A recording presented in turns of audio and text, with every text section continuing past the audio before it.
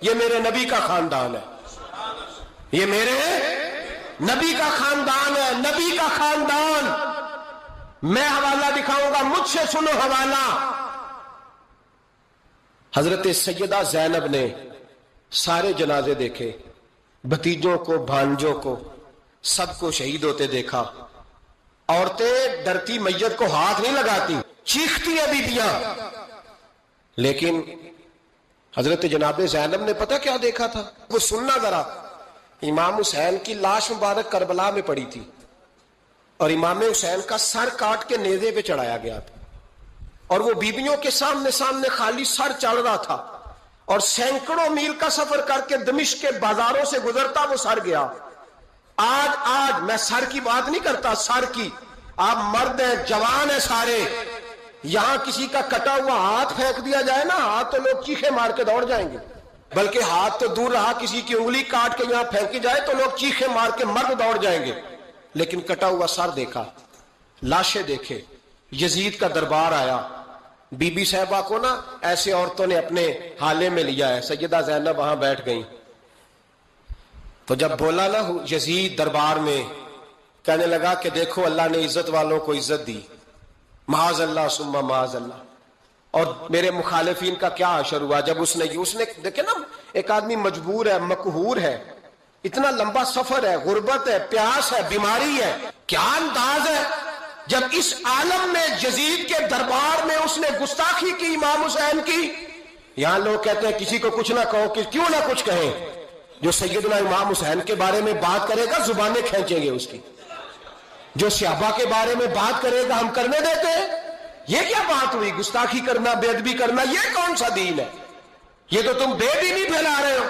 سنو، جب اس نے بے ادبی کی تو سیدہ زینب چپ نہیں رہی، بلکہ حضرت زینب بولی اور کھڑی ہوئی، اور آپ نے تلاوت کی قرآن مجید کی، اور آیتیں پڑھی، کہنے لگی وَتُعِزُّ مَن تَشَاءُ وَتُذِلُّ مَن تَشَاءُ بِیَدِکَ الْخَیْرُ، اور آپ فرمانے لگی یزید تو کہتا ہے تیرے مخالفین پسپا ہو گئے، تجھے عزت ملی؟ آپ فرمانے لگے یہ تیرا دربار ہے نا، یہ تیرا سجا ہوا ہے نا، تیرا اس وقت ڈنڈا چلتا ہے نا۔ فرمانے لگی چند سال ٹھہر جا، تیرے اوپر لوگ لعنتیں برسائیں گے، اور فرمایا جب جمعے پڑھے جائیں گے تو لوگ میرے حسین کے نام کے خطبے پڑھیں گے۔ فرمایا آج یہ تیرا دربار ہے نا۔ حضرت نعمان بن بشیر صحابی رسول تھے، وہ کہتے ہیں میرے قریب ایک نابینا صحابی بیٹھا تھا، سنو حوالہ میں دکھاؤں گا۔ کہنے لگے میرے قریب اس وقت یزید کے دربار میں ایک نابینا صحابی بیٹھے تھے، جب بی بی زینب نے یہ بات کی نا تو وہ نابینا صحابی میرا ہاتھ پکڑ کے کہنے لگے نعمان علی آ گئے، یہ تو علی کی آواز ہے، علی آ گئے، جبریل امی بول رہے ہوں جیسے، حکمت کے گوہر رول رہے ہوں جیسے، دربار دمشق میں وہ زینب کا خطاب منبر پہ علی بول رہے ہوں جیسے۔ کہنے لگے علی آ گئے، علی، یہ تو علی کی آواز ہے۔ جناب نعمان بن بشیر کہنے لگے نہیں، علی جب بولتے تھے تو بڑا رنگ ہوتا تھا، ابھی تو زینب کھل کے بول ہی نہیں رہی، ابھی تو زینب ستائی ہوئی ہے، ابھی تو زینب زخم کھا کے آئی ہے، ابھی تو زینب پیاسی ہے۔ کاش زینب تر و تازہ ہوتی تو زینب خطبہ پڑھتی تو علی کی طرح گرجدار آواز نکلتی، یزید کے محل کانپتے، جبریل امی بول رہے ہوں جیسے، حکمت کے گوہر رول رہے ہوں جیسے، دربار دمشق میں بی بی زینب کا خطاب منبر پہ علی بول رہے ہوں جیسے۔ وہ مسکینوں کی طرح منتیں نہیں کر رہے تھے، ہائے پانی ان کا مزاج ہی نہیں تھا، بلکہ وہ دلیر لوگ تھے، دلیر، اور بر موقع بر محل بولتے تھے۔ یزید آیا دربار میں، جب یہ سارا قافلہ وہاں پہنچا تو یزید دربار میں آیا، اور جب وہ دربار میں آیا تو بادشاہوں کا طریقہ ہے، گاڑیاں، اب ہمارے بادشاہوں نے روٹر والی گاڑیاں رکھی ہوئی ہیں، وہ یوں چلتی ہیں، شور ہوتا ہے پیچھے۔ اس زمانے میں کہا جاتا تھا با دبا ملاحظہ ہوشیار، پیچھے ہٹ جاؤ، نعرے لگنے لگے۔ تو یزید کا ایک ناخلف بیٹا امام زین العابدین سے کہنے لگا تیرا باپ کہاں ہے؟ دیکھ یہ میرے باپ دادا کے نعرے، دیکھ میرے باپ کے نعرے، تیرے کدھر ہے؟ ابھی یہ بات شروع اس نے کی تھی کہ دمشق کی جامع مسجد میں زور کی اذان ہو گئی، اور جب مؤذن نے کہا نا اشہد ان محمد رسول اللہ، تو امام زین العابدین اس کا ہاتھ پکڑ کے کہنے لگے یہ میرے نانا کے نعرے لگ رہے ہیں، اگر تیرا ہے تو بتا، یہ میرے نانا کے نعرے ہیں۔ اور فرمایا تیرے باپ کے 2-2.5 سال لگیں گے، میرے نانے کے قیامت کے بعد بھی لگیں گے، میرے نانے کے نعرے قیامت کے یہ لگتے رہیں گے، لگ رہے ہیں اور لگتے تھے اور لگتے رہیں گے۔ میرے بھائی یاد رکھو، دلیری، ہمت، پہلی بات ان سے پیار کرنا ہے، دوسرا ان کی ہمت، ان کا مقام دلیری کرنا ہے، ان کا کام ہمت کرنا ہے، ان کا کام ڈٹ جانا ہے، کمزوری دکھانا اہل بیت کا طریقہ ہوتی ہے۔ حضرت عباس کے بازوؤں میں درد ہوتی، جناب زینب پھر پریشان ہوتی ہیں کہ ہم تو اس بے حیائی کے خلاف لڑے اور امت ابھی یہ گند کر رہی ہے۔ جو چوکوں میں کھڑا ہوتا ہے نا عورتوں کو تاڑتا ہے، وہ یزید کے طریقے پہ عمل کرتا ہے۔ یہ دلائل ہے، آپ سوچ لیں، اندازہ کر لیں کہ ہم نے کس جماعت میں کھڑے ہونا ہے۔ اس لیے گند سارا نکالیں۔ امام حسین کا ایک پیغام آج اپنانا بڑا ضروری ہے۔ امام حسین نے سر سجدے میں کٹایا اور قرآن کی تلاوت نیزے کی نوک پہ بھی جاری رہی ہے۔ اس لیے آج کم از کم 10 نفل امام حسین کی سنت سمجھ کے ضرور پڑھیں گے انشاءاللہ۔ جنہوں نے روزہ رکھا ہے بڑا اچھا کیا ہے، چلو جو نہیں رکھ سکے پھر بھی نفلی ہے، کوئی فرض نہیں۔ کم از کم 3 دفعہ سورت یاسین کی تلاوت آئے۔ حبار بن اسود اللہ کے رسول صلی اللہ علیہ وسلم کی سب سے بڑی صاحبزادی کا قاتل ہے۔ حضرت زینب رضی اللہ تعالی عنہ آ رہی تھی مکہ سے مدینہ کی طرف، اس نے نیزہ مارا، آپ گر گئیں۔ بطن اطہر میں اولاد تھی، بچہ ضائع ہو گیا، شدید بیمار رہنے کے بعد وصال کر گئیں۔ فتح مکہ کے بعد حبار بن اسود چہرے پہ نقاب ڈال کے آیا، باپ کلیجے پہ ہاتھ رکھ کے بتائے نا بیٹی پیاری کتنی ہوتی ہے۔ باپ ذرا کلیجے پہ ہاتھ رکھ کے بتائے کہ بیٹیاں جگر کا چین ہوتی ہیں، بیٹیاں سکون ہوتی ہیں، بیٹی باپ کو کتنی پیاری ہوتی ہے۔ بیٹی کا قاتل سامنے کھڑا ہو گیا، چہرے پہ نقاب ڈالا ہے، کہتا یا رسول اللہ صلی اللہ علیہ وسلم بہت بڑا دشمن بھی آ جائے تو آپ معاف کر دیتے ہیں؟ جاگ رہے ہیں آپ لوگ؟ فرمایا بہت بڑا دشمن بھی آ جائے تو معاف کر دیتے ہیں؟ حضور نے فرمایا حبار چہرے سے نقاب ہٹا، بیٹیاں بھولا نہیں کرتی، تو کلمہ پڑھ میں تجھے بھی معاف کرنے کو تیار۔ فرمایا ہٹا چہرے سے نقاب، کبھی بیٹیاں بھی کسی کو بھولی ہیں لیکن تو کلمہ پڑھ، صحیح میں تجھے بھی معاف کرنے کو تیار ہوں۔ اگر اتنا بڑا قاتل معاف ہو سکتا ہے تو چچا کیوں نہیں معاف ہو سکتا؟ تائے کو معافی کیوں نہیں مل سکتی؟ ماما جی کو معافی کیوں نہیں مل سکتی؟ سسر کے ساتھ سلوک کیوں نہیں ہو سکتا؟ آپ اپنے برادر نسبتی کے ساتھ محبت کیوں نہیں کر سکتے؟ کیوں ان ساری محبتوں کو فروغ دیا کیوں نہیں جا سکتا؟ اگر قاتل کے ساتھ، ظالم کے ساتھ صلح ہو سکتی ہے، اگر ابو جہل کا بیٹا اکرما کلمہ پڑھنے آئے اور میرے رسول منبر پہ کھڑے ہو کے استقبال فرمائیں اور صحابہ کہیں یا رسول اللہ وہ تو کافر اور دشمن کا بیٹا ہے، فرمایا پہلے دشمن کا بیٹا تھا، آج تو مومن بن کے کلمہ پڑھنے آیا۔ وہ پہلے کی بات ہے، استقبال کیا جا رہا ہے۔ عزیز دوستو، تیسری بات یہ ہے کہ معاف کریں، اور چوتھی بات یہ ہے جب کوئی معافی مانگنے آ جائے نا پھر اس کو معاف بھی کر دیں۔ جڑے گا معاملہ تب بھی، معافی دیں بھی اور معاف جی، بڑا مشکل معاملہ ہے۔ لڑائی ہو گئی، جھگڑا ہو گیا، اچھا پہلے کئی دفعہ سلام لے لیتے ہیں، ہمارا ماحول بڑا جی، پہلے سلام دعا ہو جاتی ہے، لیکن بیٹے کی شادی کا کارڈ بھیج دیا تو کارڈ واپس کر دیا، میں نے منگنی تو نہیں سدیا تو میں نہیں آؤں گا۔ واہ جی واہ، بھائی منگنی پہ آپ کا آنا کچھ ضروری تھوڑا تھا، جب گھر والے کا دل کرے بلائے۔ پھر وہ ساری برادری کو لے کے دروازے پہ گیا، پر پھوپھی کہتی ہے میں آتی ہی نہیں، ماما جی کہتے ہیں تو جو مرضی کر لے، یہی تو موقع آیا ہے۔ حدیث سناؤں، اتنے سخت لفظ، اتنے سخت، رحمت للعالمین رسول اتنے ناراض نظر آتے ہیں۔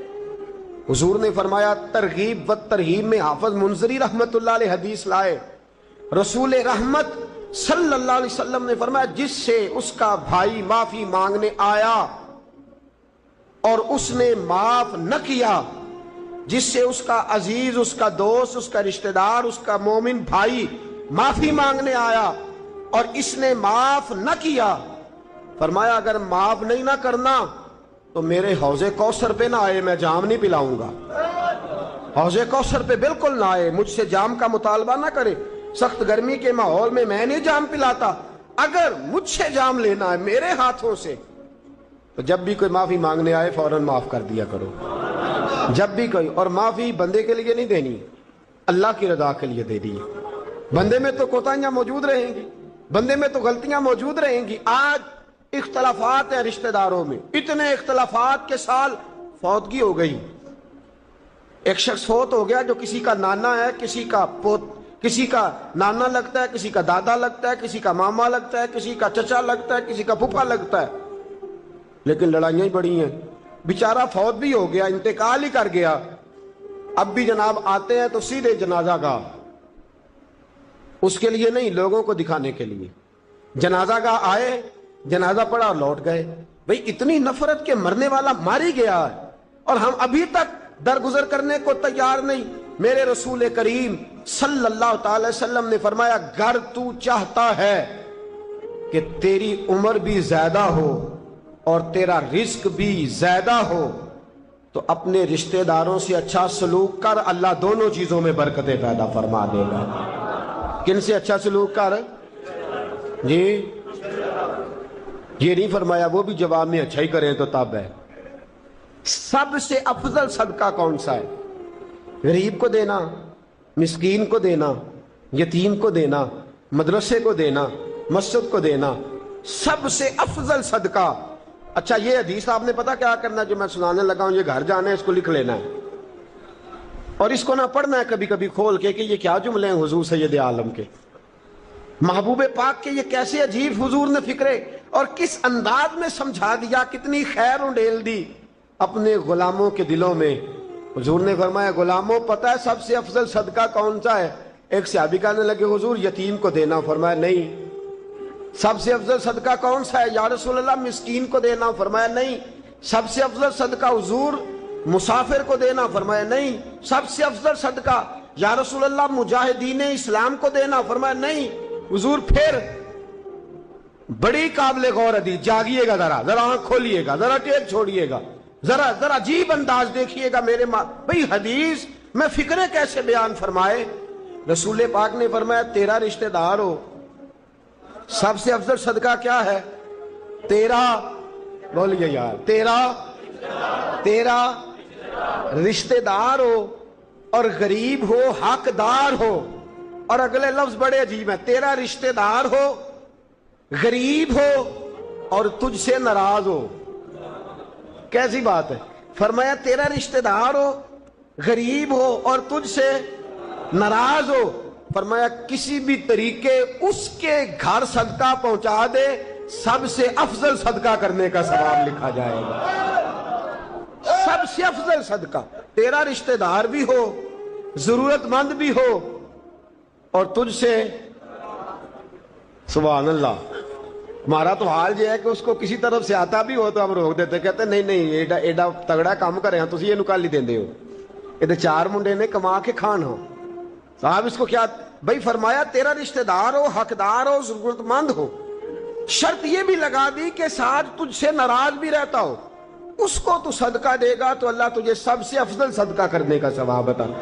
تو توڑنے والوں نہ بنو، جوڑنے والے بنو، جوڑ جاؤ۔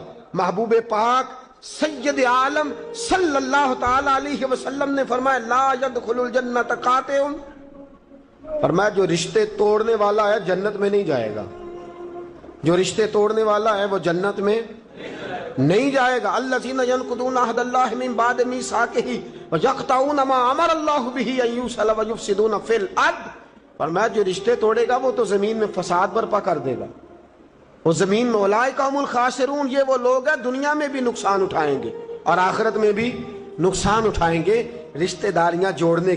اور یہ نہیں فرمایا کہ وہ تجھ سے اچھا سلوک کرے تب ہی ہے، سامنے والا بھی سیاںا ہی ہو تو تب ہے، تو نے اس کے لیے اس نے سلوک نہیں کرنا، تو نے تو اپنے اللہ رسول کو راضی کرنے کے لیے اس نے سلوک کرنا ہے، اس کے لیے تھوڑی کرنا ہے۔ سل من قطع کا لفظ کیا ہے؟